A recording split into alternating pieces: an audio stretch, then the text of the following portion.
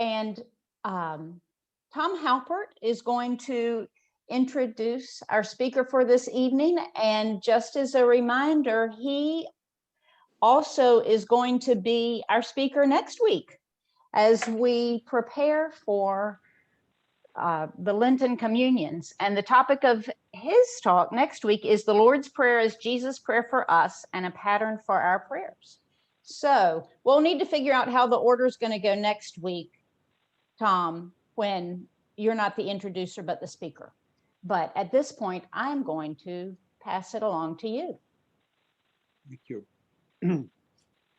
Kate Sell comes to us from her workplace is Cambridge, Mass, and her life place is 2 hours west. We're very glad to have her with us. When I went to the Union of Concerned Scientists site for applying for a speaker, I was warned that we can't fill most of the requests. But the next morning, I had this delightful email from Kate Sell. And so we're so glad to have you with us. I'd like to say a little bit first about the Union of Concerned Scientists, and then Kate herself. In 1969, at the height of the Cold War, amid a huge increase in nuclear weapons, able to wipe out the world 10 times,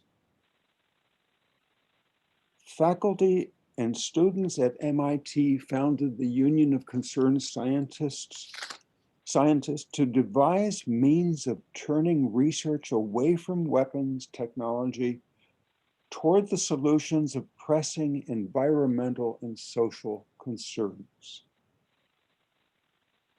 My first contact with the Union of Concerned Scientists was listening to Robert Pollard. I remember his name clearly in 1977, speaking at Moravian College about nuclear power safety and how the Nuclear Regulatory Commission was not really regulating nuclear power very well. I learned more about that 2 years later when 3 Mile Island experienced its partial meltdown, and I was 60 miles downwind of that facility, and I can remember getting up every 2 hours during the night to check the national news whether there had been any huge release of radiation. It was kind of living on the edge for a while. But I was very thankful and noted that scientists from the Union of Concerned Scientists were on the spot helping, advising in this crisis. Today, the Union of Concerned Scientists has multifaceted concerns, from environmental justice to nuclear safety, nuclear weapons safety, and many places in between. And Kate is climate campaign manager at the Union of Concerned Scientists, and formerly she was director of Economists for Peace and Security, an organization that works within the United Nations arena on issues of peace, conflict, war, and the world economy. She is of the Quaker faith, and I would just remind all of you how Quakers and Moravians knew each other here in North Carolina from their Guilford County setting and always had good relations. So welcome, Kate. Thank you very much. It's such a delight to be with you all this evening, and I want to thank you all so much for having me, and to Tom for inviting me. It's true that we get a lot of speaker requests. This one was impossible for me to turn down because I'm from North Carolina, because y'all are in Winston-Salem, and that's where I went to high school, because y'all are members of a peace church, as I am. All those things made me really want to be with you all and connect with you tonight. So yeah, Tom, I think, gave a really good overview of the work of the Union of Concerned Scientists on areas of climate change, renewable energy, clean transportation, a sustainable food and agriculture system, and nuclear weapons, but specifically the abolition of nuclear weapons.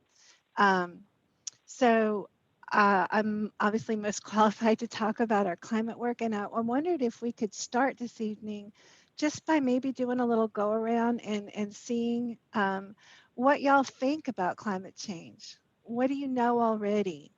What have you seen already in Winston-Salem or in other places that you're closely connected to? Would that feel okay for people to do? Just, it would help me figure out where to start and what I can tell you that would be most useful to y'all. Yeah? Okay. So Tom, do you want to just hand it to somebody and they can hand it to another person? That's how we often do these kinds of things. Nate, would you like to begin? You're on the Earth Stewards team. You have to switch on your microphone, the lower left. I don't know if the lower, yeah. Okay. I think I'm as aware, but not more aware of global warming as people that read the paper and watch the news. As far as experiencing it myself, I can't do that. It's too much of a, I have such a short view of what's going on. But I have noticed when I'm looking at the paper, the high for today is usually higher than the high for last year. And that's been going on as long as I can remember looking at it. Of course, it's not every day, but it's true most of the year. Thank you so much. Did you want to invite someone else to, and everybody doesn't have to play, but, or, you know, but if other people want to, maybe they could just say so or unmute or whatever. So it looks like the Fries have something to say.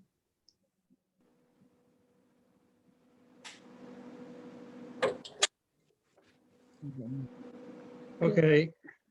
Yeah, my personal experience with it is I've done a lot of vegetable gardening and consequently I've been quite aware of the last frosts and or the first ones in the fall and things like that. And last year I was able to start some lettuce on January 6th, just betting that we'd have a warm late winter. And they survived, they sprouted, they survived, and we ate that lettuce. So it was possible to have nothing that after January 6th that could kill a crop like lettuce. And I've discovered you can maybe not harvest all winter, but plenty of things you plant in the fall will survive the winter and come up very early in the spring. And I'm pretty sure that wasn't happening maybe even a decade or 2 decades ago. So I'm quite aware of that. And you can't even be partially aware without knowing that, you know, X number of the hottest years on record have all occurred in the last 5 or 10 years. So it seems irrefutable to me and a very bad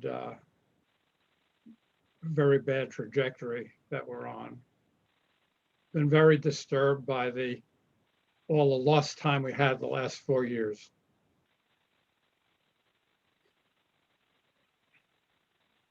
I know the summers have been longer and winters have been shorter. When I was a kid way back in the last century, the snow was deeper. We would make big snow houses, and it was above my my knees, of course, that my legs weren't that long now, but I can remember those snows and they were more frequent. I'm being concerned about the food systems on a more global basis, the monocultures, the dwindling supply of varieties and seeds and food in general. So that's where my concern is probably the most. Kevin, are you? Well, first off, I have something to say. Kim.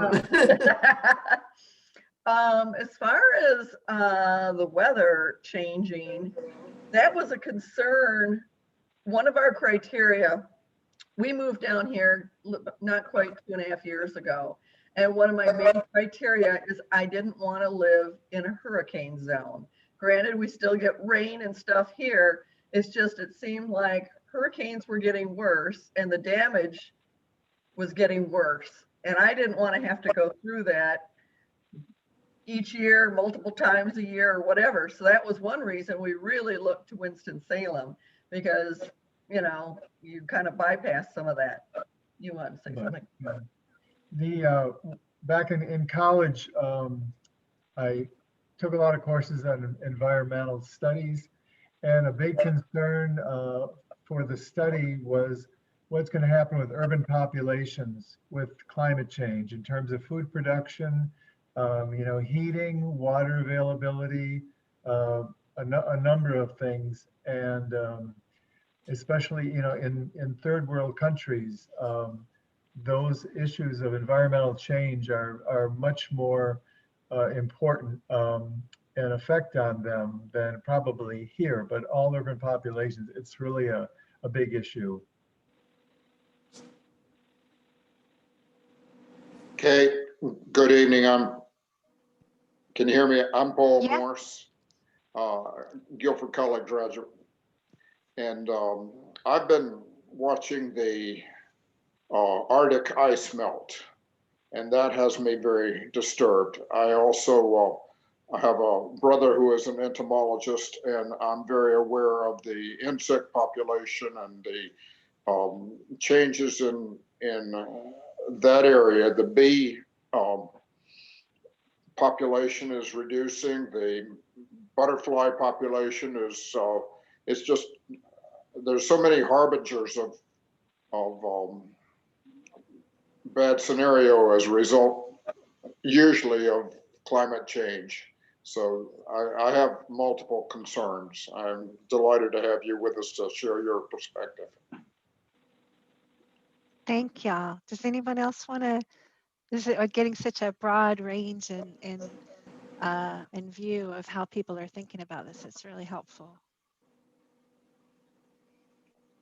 Just a couple of comments. Having taught biology in the late 60s and all forward, I've always had a climate and environmental changes as a part of the curriculum, just to really build knowledge base for students, etc. Personally, I, as a high school student and then forward, my first sort of experience of that was watching some of the erosion that was happening at the beaches of the Cherry Grove and North Cherry Grove, and to watch those over the years and what even the state and some regulatory agencies were trying at that time to help people understand. And it's been a challenge since then, but I think there's so much more information available to both the general public and to others that you can't ignore it. It's there. Yeah, I really want to second that. When I first started doing this work, I would talk to people in North Carolina. I would talk to other people working in this field in North Carolina, and they'd be like, okay, don't you come down here and talk about climate change. You can talk about clean energy jobs, okay, but you don't want to talk about climate change because, you know, the governor said you can't even mention sea level rise, or, you know, and people aren't gonna, that's not gonna resonate with people. it's gonna turn them off. But now I sit down with you all, and maybe you're not representative of the larger population, okay? That I'll accept. But I've talked to lots of different groups in North Carolina over the last year or two, and all kinds of people, including some pretty conservative audiences who say many of the same things that y'all say, okay? The days are hotter, the storms are wetter and longer and stronger. The shoulder seasons, the spring and the fall, are longer. Used to could drive down the road and you just would have to, wash your windscreen. Remember having to wash your windscreen? Right? You don't even have to do that. Do you remember that? So I know when I first learned to drive, you'd drive down the road and your windscreen would be covered with like gnats and small insects, right? That just, kamikazed against your windscreen. You don't have to do that anymore. They're just not there to run into. And there's a lot of different factors that play into that, but certainly climate change is one of them. And so I'm assuming y'all all are fully on board with what's causing the primary things that cause climate change. But just to be really clear, it is primarily caused by human activity. And of that activity right now in this country, the greatest contributor to climate change is transportation sector. We've actually made some good progress in the electricity sector, and we need to make much more. But transportation is a lot more of the burden now than electricity. There are other things that we will need to do in order to really reduce the amount of, primarily I'm talking about carbon dioxide pollution that we put into the air. But cleaning up how we generate electricity, how we move ourselves and our stuff around, and reducing how much meat we eat can be a really big way for individuals to reduce their contribution to global climate change. So I will tell you just a little bit more about my team at the Union of Concerned Scientists and some of the kinds of work and thinking that we do. So I run the best team. I'm sure all of the campaign managers say that, but I'm telling the truth. I run an amazing team of about 35 people, and a lot of us are scientists. I'm not, but many of us are. It's all different kinds of scientists, hydrologists, geologists, atmospheric scientists, ecologists, lots of different kinds of scientists looking at the kinds of impacts that y'all are describing and tracing them to climate change, and then projecting forward if we continue to pollute the atmosphere with carbon dioxide at this rate, or if we even if we cut it but not far or fast enough, what kind of world can we expect to live in? So the scientists work on that. And then they have people, we have people that help us get that word out into the world in various ways. Media, experts and website experts. And I have a team of organizers that go around and do stuff like this, spend time with groups that are interested in the issue and would like to figure out more about it, understand it, and perhaps understand how they might be able to make more of a difference in the area than they have in the past. And then we have a team of people who work primarily in Washington, D.C. to try to get changes passed through Congress or through regulation, standards changes by the EPA or agencies like that. And so that's kind of how we work in these multidisciplinary teams with lots of different kinds of expertise. And so one of the things that it makes my job easier tonight is the clear and sharp appreciation y'all have that climate change is real. It's happening now. And you know how it's connected to your lives. It's connected to your garden. It's connected to where you choose to retire to or move to. It's connected to to the weather forecast that you see every day and how that was different from what you knew growing up. So all those things are true. And so one of the things that I thought I might share with you tonight is just a little bit more about what we can expect the world to look like if we don't act. Okay. Would that feel like a useful thing to do? Yeah. Okay. So just to be clear, if you are less than 44 years old, every single year of your life has been warmer than what we call the pre-industrial average temperature. Okay? Every single year of your life. The 20 warmest years on record have been the 20 years since the year 2000. Okay, that's globally. I'm talking about global temperature changes here. Okay, so absolutely, those of you who are saying it's here, every year gets hotter, that's absolutely true. That's exactly what the science says. So I'm going to share my screen a little bit and show you some information about what our team is particularly projecting with regards to changes in extreme heat. So this is something that, in North Carolina, which is already a place that's pretty hot, is going to have a real, and, it could be quite dangerous impact for us. So I'm going to figure out how to share my screen. Okay, can y'all tell me what you're seeing? Are you seeing climate change in North Carolina? Impacts and solutions? Yes. Yes? Okay. All right, so extreme heat is one of the, we call it global warming for a reason. Things do get warmer. And heat is really hard for the human body to handle, particularly for very young people, for older people, for pregnant people, for people with cardiac or just lost my word, cardiovascular or pulmonary issues. Heat can be more than just an annoyance. It can be a real danger. And so I'm trying to figure, can y'all see now? I'm not sure which screen you're seeing. Are you seeing about the heat index? Has it changed? Your title, No, title screen. it's still the title screen. All right, well, let me fix that real quick. So I think most of us who are from the South know about the heat index. It's the combination of how hot it is and how humid it is. And we can think of it as the feels like temperature.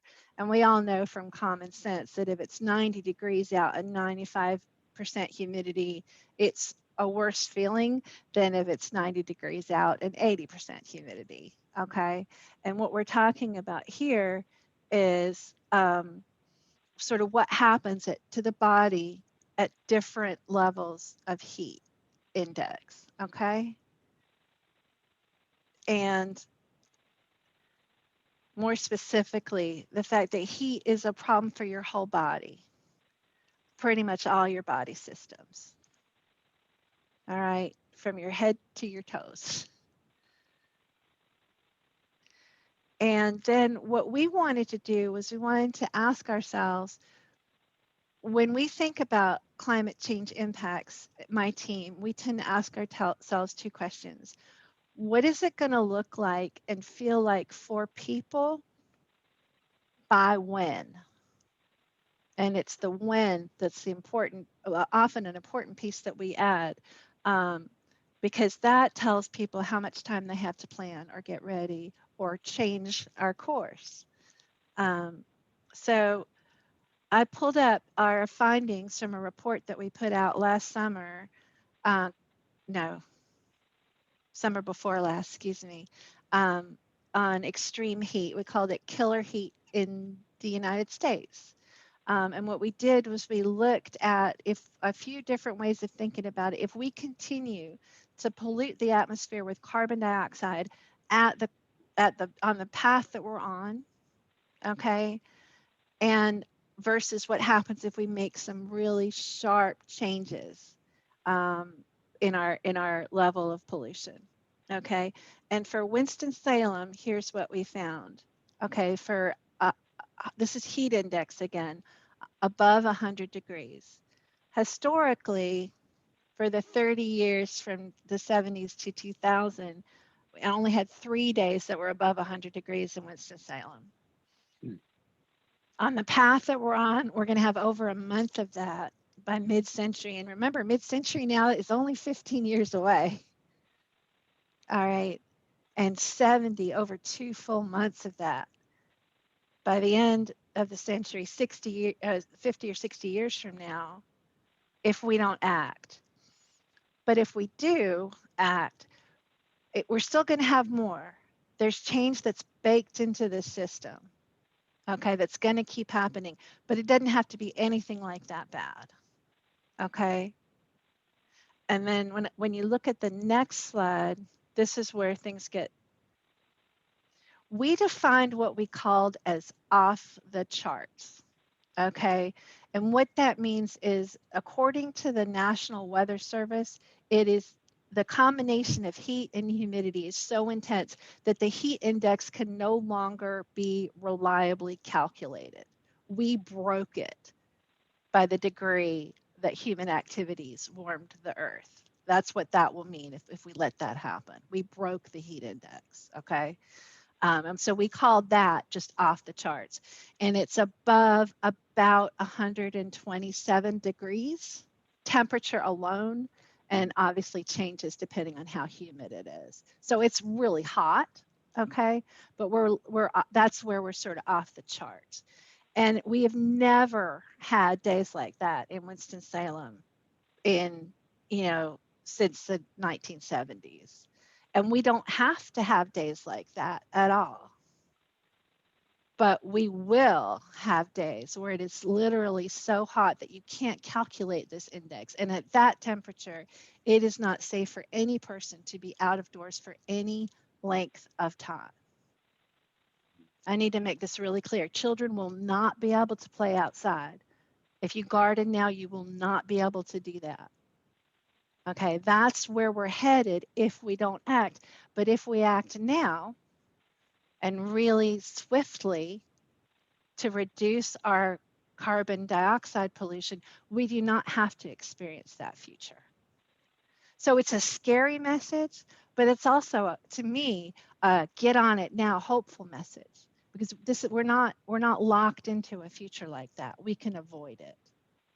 Okay, and I guess that was let me just pause there, because that's kind of a lot. So let me just pause there and figure out how to stop sharing my screen, which you'd think after all these months of Zoom I would automatically know how to do. And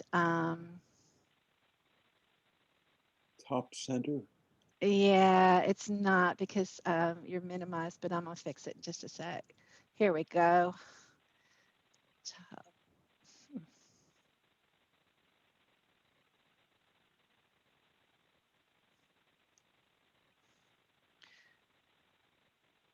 That's very strange.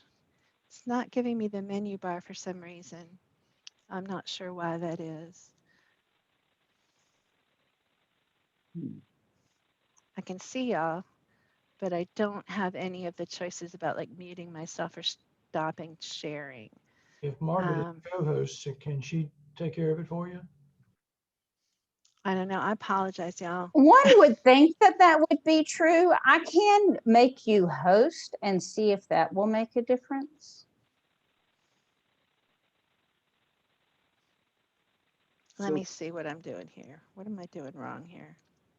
So Kate, on my Apple computer, at the top center of the screen, there's a. I figured it out, Tom. I was on the wrong monitor. Let me see. Did I fix this now? All right. Is that better? Yes.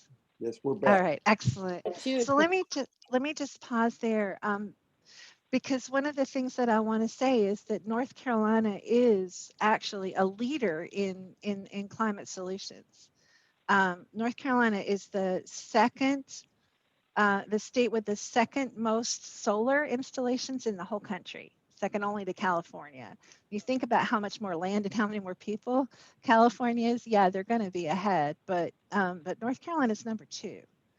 Wow. And Governor Cooper in the last administration passed an executive order called Executive Order 80 that would strongly reduce North Carolina's contribution to global warming pollution, as well as helping North Carolina adapt to the kind of changes that we can no longer avoid.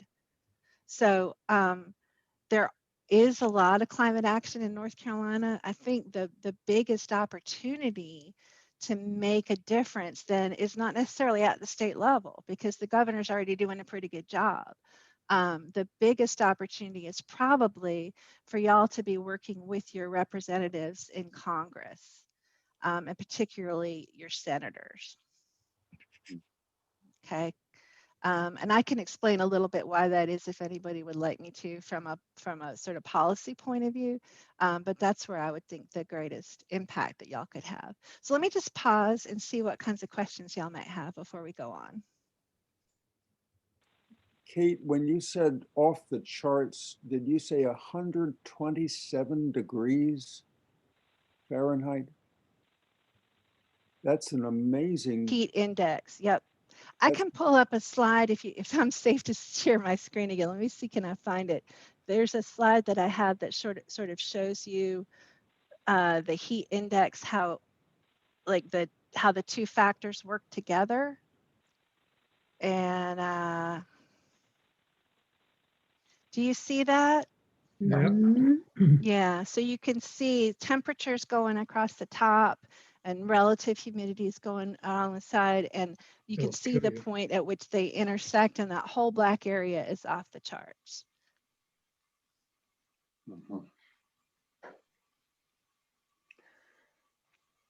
Kate, I have a question. Yes, sir. I have a friend who is a climate denier, and he's very knowledgeable, in my opinion, about scientific stuff. And I ran across an article, was reading it this week, regarding the lifespan of the development of the Homo sapien, and it referenced a change in the climate many maybe millions of years ago. I don't remember exactly, but whenever in Africa, in East Africa, and that was the contributing factor that caused the species to start developing into the Homo sapien. The point I'm making is that there are obviously other factors other than human contribution to the climate change, and I need to figure out some way to respond to him, because he keeps explaining to me that it's normal for the earth to have climate changes, and that this is just a cyclical something, and it'll go back down, and et cetera, and that's, I think, what many of the deniers are relying on. Yeah, it is. I've heard all these arguments so often. So there's a few different ways to think about this, and I can certainly, share some resources with you. But the fact is, we don't, as people, live on the time scale of thousands of years. Right. We buy a house today, we want it to be worth the same or more 30 years when we're finished paying off the mortgage. But the sea level rises so much in that time and makes it worthless, then we've lost our investment and our opportunity to build into our children's well-being, right? That's the kind of time scale we plan on. We don't think about millennia. We get it. We know that's a long time scale actually for people. If I have a child today, can I support it to adulthood? If I buy a house today, will it hold value till I've paid it off? Those are the 18 to 25 to 30 years. That's how we normally think. So honestly, that's how I think. And I know that the The society, the civilization that we've created now is highly interconnected and highly dependent on certain kinds of stability. And climate stability is one of the things that it's dependent on. Sure, climate has changed in the past. The cycle that we're in right now, if it were not for human activity, we would be cooling. We are countering the natural cycle now by the amount of carbon dioxide and other warming pollutants that we're putting into the atmosphere.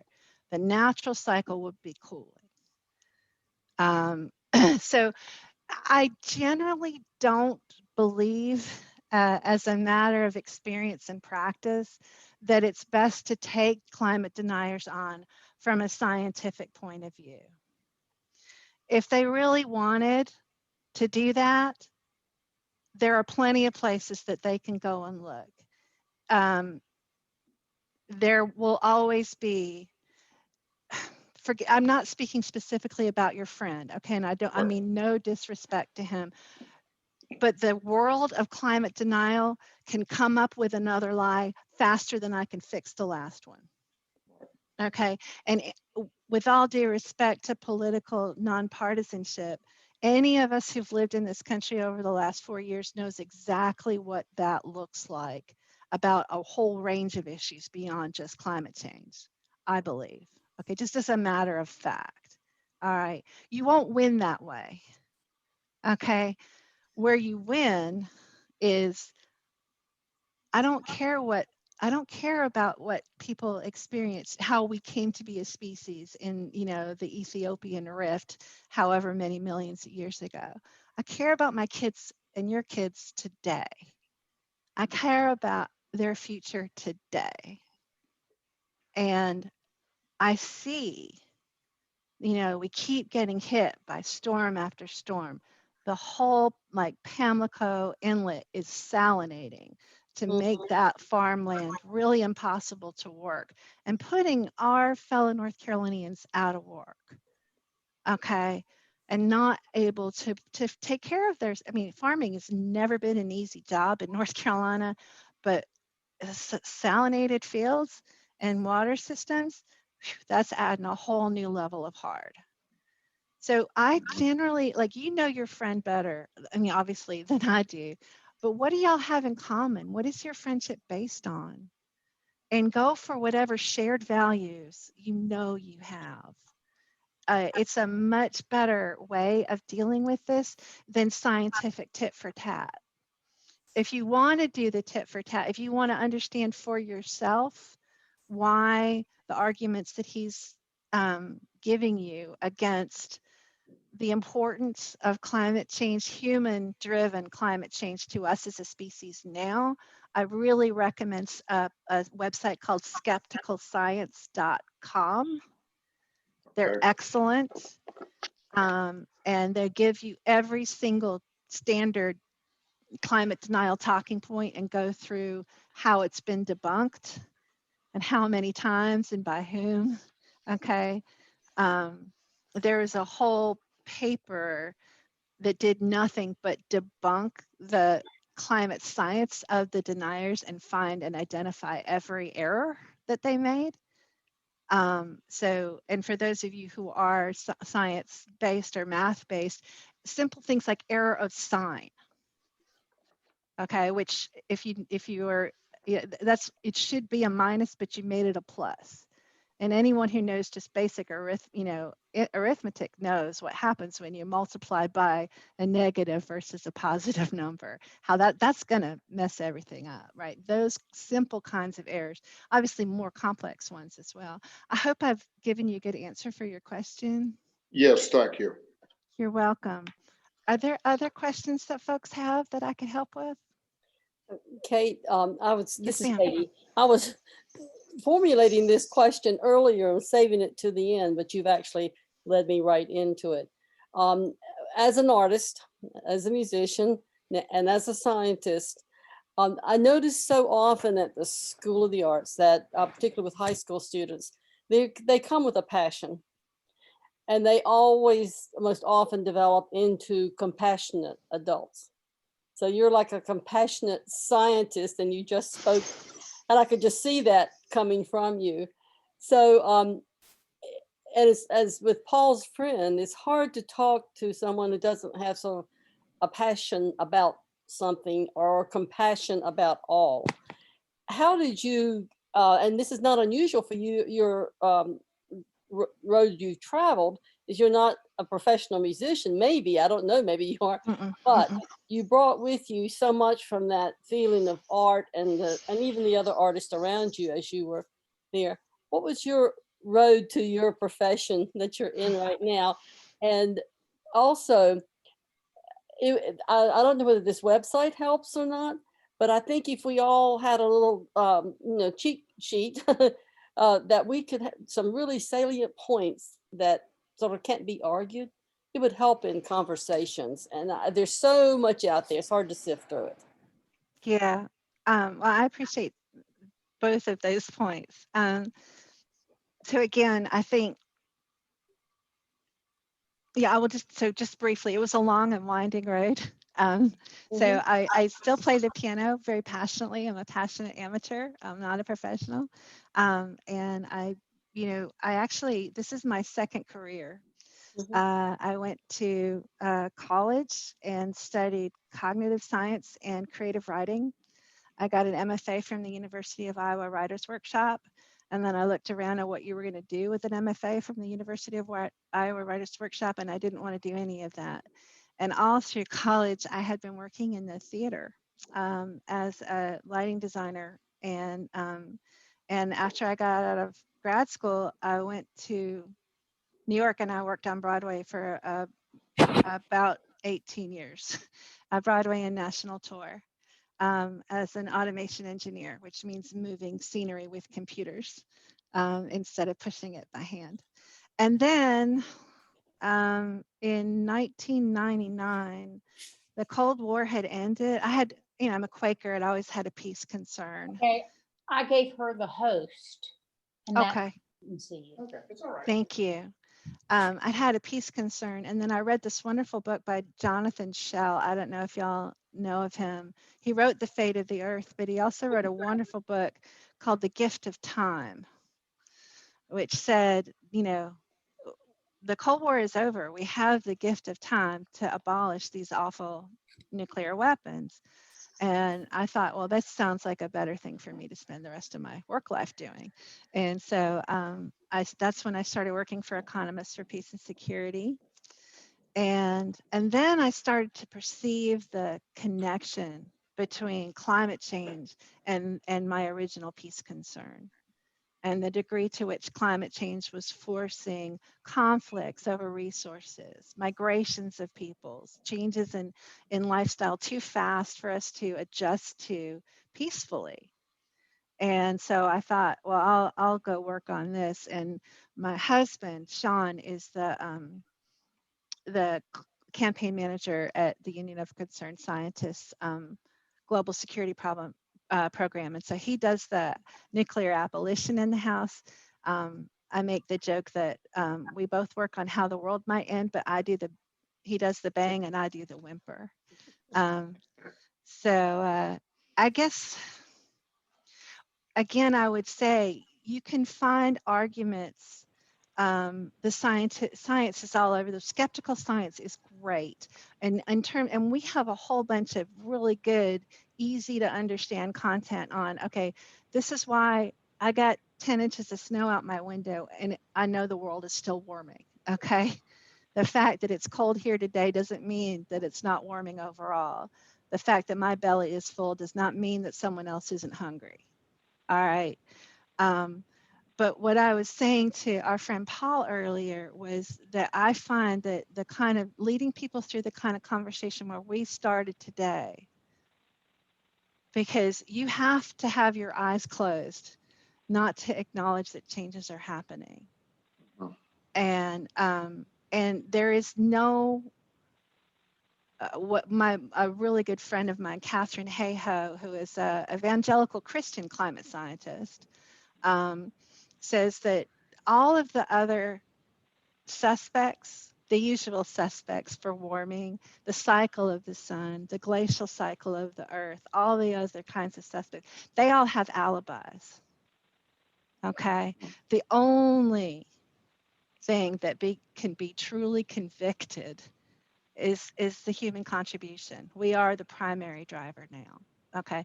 But you'll notice that I'm trying to talk more in metaphors, okay, and values than I do in science. I definitely brought y'all some science, okay, but I don't want to, that's not what moves most people. And so I recommend trying to do what Paul was trying to do, or what you're trying to do, is trying to find where you can connect with people if you really want to raise their concern. The overall frame to think in is that climate change is real. It's happening now. It's caused by us. Yes, we're sure. These are distractions that your friend is trying to lead you down. But yes, scientists are sure, okay? We know that it's bad for us. It affects our health. It affects our well-being. I don't want a world in which a child can't play outside. Right? That's not a world because, you know, that's just a child. The farmer can't farm outside. The roofer can't roof outside. That's not a world we can live in well, right? So, and the last piece, we can still act, but we need to hurry up. So be inspired by the changes that we're seeing, where we have an opportunity finally after so many years to get action. But we gotta go. We need to be at 50% of the amount of carbon pollution we were putting into the air in 2005, 15 years ago. We need to be at half that 10 years from now. 50% of 2005 levels in the next 10 years by 2030. Okay? And net negative emissions by mid-century. And that net negative means we are taking more carbon out of the air than we're putting in, because we've planted more trees, or we've allowed the ocean system to take up more. There's a bunch of different ways we can do that, but we need to be net negative by 2050 for us to avoid the future that I've just described to you, which is not something that any human should have to live through. I was inspired by the fact that Bhutan is a nation, it's a small, very small nation, but they are net negative. I was really impressed with that. They've done some wonderful things. Absolutely. They also have sorry, I didn't mean to interrupt you. That's all right. They also have the Global Happiness Index. They don't have the GDP, you know, the gross domestic product. They have the gross happiness product, because that's how they choose to value their society. Pretty cool. What a wonderful, I see there's a couple of, don't we also have to pay? Yes, ma'am, Ms. Coleman. Yes, that is the net negative part. You can't get negative just by not doing something. You have to do more of something else, right? So we can't get negative by just stopping emitting carbon. We have to plant more trees. We have to make more natural places that can absorb carbon. That's exactly right. Other questions? Yes, ma'am. During the beginning of the pandemic, when we had things really came to a halt here, the air seemed much clearer. That's all gone away. But was that something that scientists were observing in places where activity came to a halt? Absolutely. Yes, ma'am. I mean, it is not the way that any of us would want to do this. We would like to we call it decarbonize our society without, you know, grinding our economy to a complete halt. And certainly we can do that. And in fact, I would say that, you know, the level of activity that it's going to take to make it so that we are, 50% below 2005 levels in the next 10 years, that's a lot of people working. I remember when I first talked to, we're part of a coalition called the Blue-Green Alliance, and that's unions and environmental organizations working together for action. And I first talked to a member of the Steelworkers Union, and I said, how did you pull all your brothers and sisters along with you?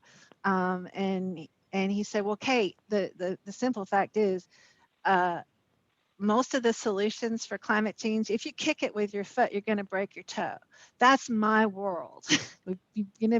All those windmills are built out of our steel. All those solar installations, they need our metal. So we're talking an opportunity for a huge economic expansion in exactly the kind of jobs that most people want back in this country. There's a tremendous amount of potential to get us there from here. But I feel like there's another piece. Yeah, sorry. I lost the thread a little. If there's a part of that question that I didn't answer, please let me know. Well, I just, so the impact there was, of course, to our economy, but the realization of what a difference it made in our environment. Yeah. Yes. Thank you for that. Yeah. We saw, I can't remember what the final tally from the sort of global carbon inventory was, but it was somewhere in the order of a 9% drop in emissions last year because of the pandemic. The problem is it's temporary. Nobody wants it to be like this. We all want to be, I would so much rather have taken the train down and be with y'all in person, today. Not to knock that we, have the technology to do this, but that would have felt really great to me. So, yeah, it's temporary and it's going to go right back up, and it's going to go back up higher unless we think about it, because now we have the economic phenomenon of pent-up demand, right? So unless you figure out how to address that demand without being really carbon intensive, then they're going to go higher than they were before. So, but yeah, no, you're definitely right. It was a phenomenon. The air was super clear all the way until those California wildfires. Did y'all get the smoke from the wildfires? No, we did up here, all the way from California. It was orange in our sky and smoky in the summer. Yes, ma'am. I think the other piece of that will be if we use the technology that we're using now to cut down on transport. Yeah. That's absolutely right. And you notice I said that took the train down. I wasn't going to fly down. We noticed. Question. You mentioned transportation as a major culprit in this. Is it the biggest culprit? And if so, what are the next two? What are the top three contributors to this kind of solution? Yes. So in this country, transportation is the biggest contribution, the movement of people and goods. Okay. The next is electricity. And the third is actually our diet. We are a heavily meat-eating society, and it's not efficient from a climate change perspective way for us to get our calories. And are those three close competitors, or is transportation way yonder more than the other two? I would say electricity and transportation are closer together, and that meat eating is I need to look this up though. I know that I've got the order right, and I don't think I have the relative contribution right at my fingertips, but I could look that up and I could send it to my friend Tom, and he can send it around to y'all if that would be okay, because it's a really good question. Is the meat pork and more than chicken, or? Yes, red meat, pork, beef, and especially worldwide lamb, sheep. But yeah, beef in the United States. Actually, and beef. If you see charts of the carbon dioxide equivalents produced per pound of meat, beef is far worse than something like pork. Yes, Maybe 3 times as much as a pound of pork. that's So right. there are some half measures that we could all take just to lighten up the Yes, beef we eat and move to other kinds of meats that are just as satisfying. And poultry and fish are far less than even pork. that's right. And one reason for the deforestation of the Amazon is simply to pasture cattle. Cattle, yeah. It's just terrible that that's happening. That's exactly right. That's exactly I'd right. like So- to, Yes, sir. I'd like to comment on your transportation electrical use. General Motors just announced that they're not going to be constructing after 2035 vehicles that consume either gasoline or diesel. And that's well and good, except for the fact that our battery system requires electricity for charging, which requires a system equivalent to gas stations across the country. And electricity doesn't store in the same manner that a gas tank with a big tank does. So you're trading problems, you're introducing new problems to eliminate old problems. Yeah. So someplace along the line, you have to look at alternate forms of electrical generation. Nuclear energy is probably the one single source that we have at this point that you can put any place. Solar works in some areas. Spain, lovely windmills and stuff like that. There are places across the Midwest, but you can't do it in every place. Yes, I'm totally with you on this. I drive an electric car myself, and so I'm aware of, the challenges that our current level of technology has, and there's really no charging infrastructure where I live, because I live kind of in the boondocks. And if I lived in the eastern part of the state, I would have a really different experience. I would be able to charge my car while I worked. Well, you need a country like Norway, where we saw it in every village had electrical charging stations. Yes. This country requires a national system. I agree. I completely agree. And our position on nuclear power is nuanced. We do think that we need to keep the existing nuclear that we have going, but I'm going to push back a little on your proposition that you can put nuclear anywhere. You have to cool it.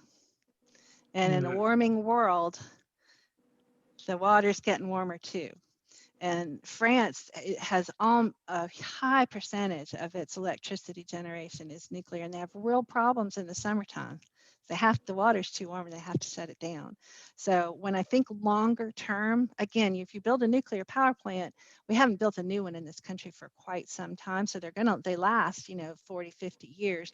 You need to think about the conditions that you're building it for and how much warmer will that water be than it is now. And are you going to have to put another plant next to it to cool the water that cools the plant? Do you know what I mean? You're absolutely right about the chain of technological change that is required and the scope of the problem.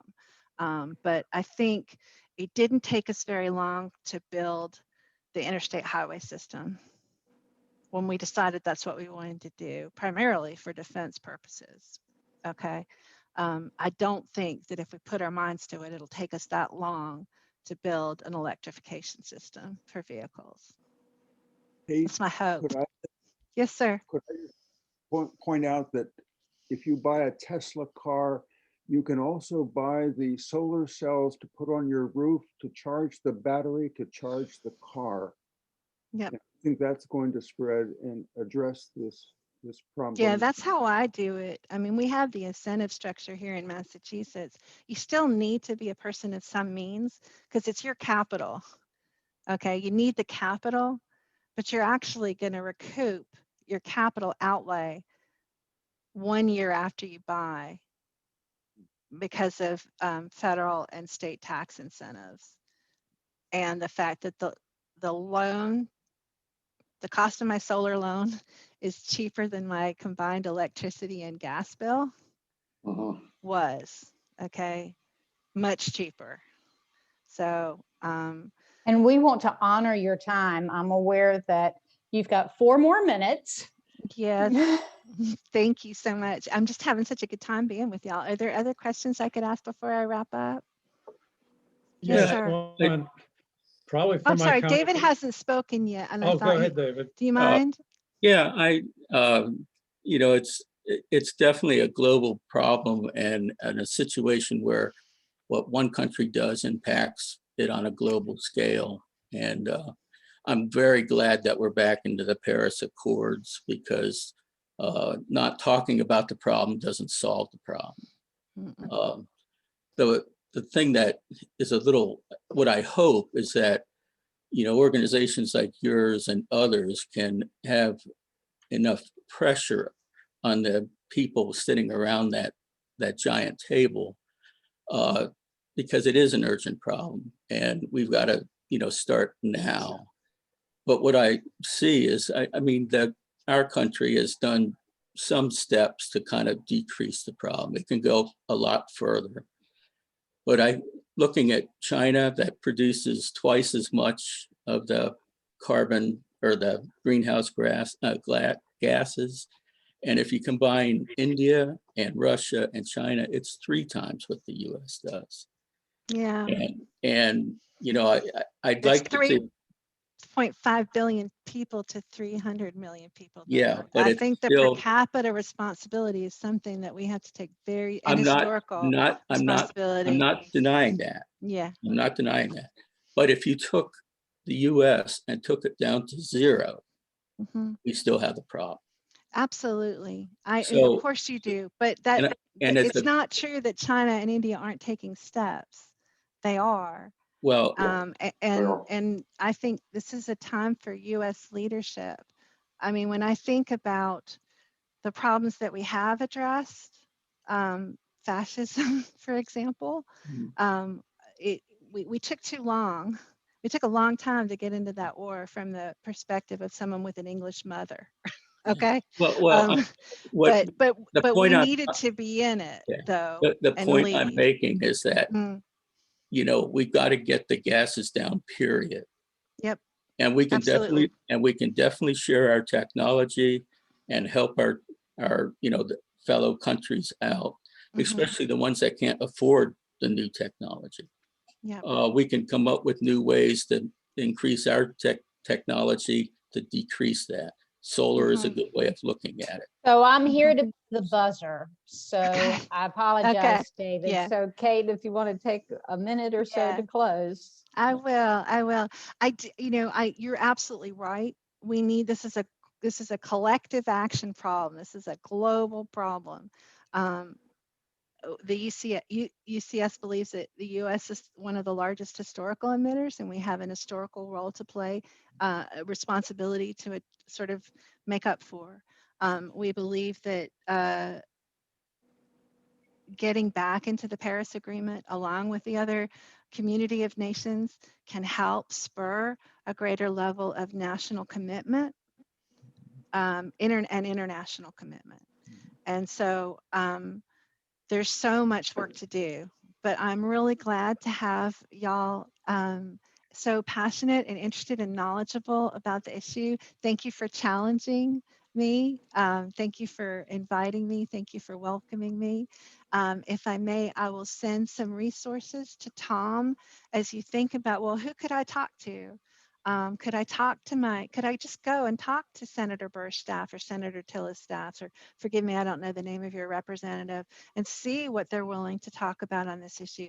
Constituent voices matter more than anybody's, including scientists. So I'll be sure to send you some of those resources. And again, I thank you all so much for being so welcoming.